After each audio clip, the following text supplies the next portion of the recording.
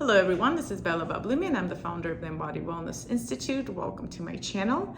Today I want to offer at least some support and a little bit of a framework for dealing with a post-crisis situation. I am in fact working with Elixir to launch a course, hopefully by the first week of February, on surviving post-crisis, actually from surviving to thriving, where I'm going to offer some of the professionals tools that, from mind, body, and lifestyle that I think are useful in any circumstance, but especially when you're dealing with a crisis, but also some personal stories. Again, there's no comparisons. I can't even comprehend everything that's happening in LA right now. Have close family members, friends, the Armenian community, the places where I spent 4 years of my life completely gone, and the people who've lost their homes. All I have is words of love and care for you. This is more a video on understanding that all of us in our lifetime will deal with some kind of a crisis, especially in the volatile climate that we're living in. And so when we are in a crisis, in my experience, the most important aspect of, whether or not you'll be resilient in getting out of the crisis situation, reconstructing your life, is really in the mind, or how you tell your story. So obviously everything that's happening around us is completely outside of our control, and yet the story we tell ourselves is very much something that we can create. So, really getting out of that, life is happening to me too. I can create the life that I want kind of mentality, despite everything that's happening. I know it's almost impossible to think about how to do that in a crisis, but that's going to be the most important aspect. So using that crisis as a trampoline, as like a starting point for shifting the things that you already didn't enjoy in your life. So instead of focusing on what you have lost in the situation, how can you focus on what is it that you can create? So in the pandemic, my family and I, we left everything in the city. We left our apartment, and we found ourselves in a community, in a rural community in the middle of nature. And I think we changed probably at least 12 homes. We're living off of a small suitcase, right? And in every home, we were able to create our space in a way that was conducive to thriving. So the task number one is really, how can I create a living space where I feel safe? Wherever you are, how can I create some of the basic needs? And it's going to be different for everyone.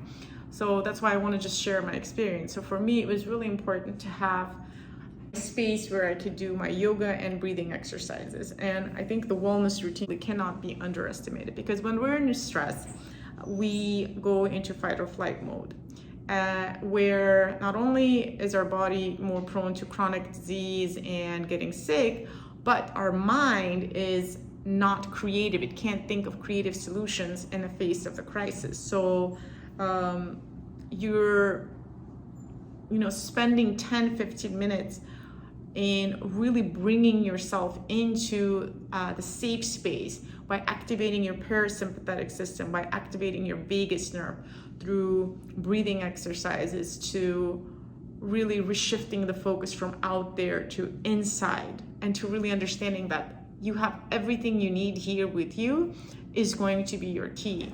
So having that space where you can do those even couple of minutes of exercise per day is key. For me, at least, it was key. That was my safe space.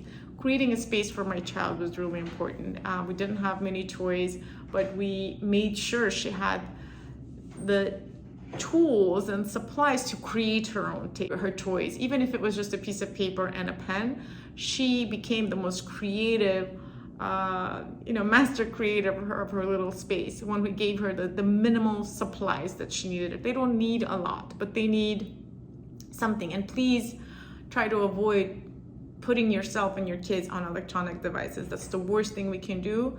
The news and the social media are going to put you into that crisis mode over and over again and reliving the same situation. While it's important to stay up to date on news and information, really do it in small amounts of time and then get out of that world and start focusing on the world that you want to create. Yes, when you lose your life and you leave behind the past, it's really almost impossible to think about like what you want in the future, but it's really key to constantly shift focus on what is it that I already wanted to create. Maybe this is the opportunity to experiment living in a rural community. Maybe it's an opportunity to start doing something very differently than what I did before. Maybe it's an opportunity to be more minimalistic in the amount of things that I have. After living out of a suitcase for over a year and a half, we realized that half of the things we had at our house were completely useless, if not more. And it really opened up an opportunity to feel lighter, to feel more connected to the essentials and what is really important in our life. So really using it as an opportunity to prioritize what's important is important. Last but not least, the social support is so important. Don't be afraid to ask for help. Don't feel like you're isolated and you have to do this on your own.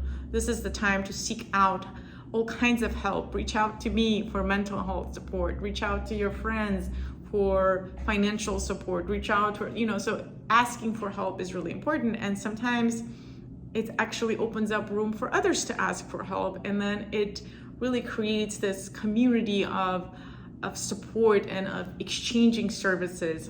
When I was, again, I'll give you an example. When we were living in a pandemic in an isolated house, adjacent to us was a home where an unknown person was living. And so for the first couple of days, I felt awkward saying hi. We were living in a pandemic, and eventually I made an effort and I said hi and we talked, and it turned out it was a musician who had lost all of his means of making income during the pandemic because he used to play in restaurants.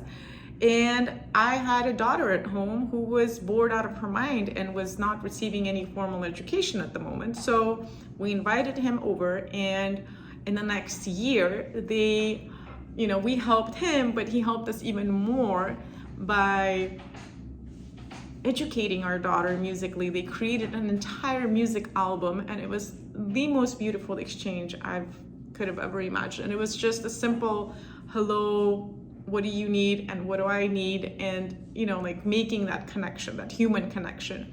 And in the courses that I will share with you guys, I'm going to give you some very, very specific things that I used and that I've researched to be some of the most important body hacks, some of the most important supplements to keep us out of stress, some of the most important practical, essentials that you need in these post-crisis situations. And finally, we're all in this together. I really want all of us to remember that none of us are alone in this. This is an era of huge transformation. And while it might be very difficult to go through them, when we understand that the way that we were living is really unsustainable, and all of us need to look deep and make the changes necessary.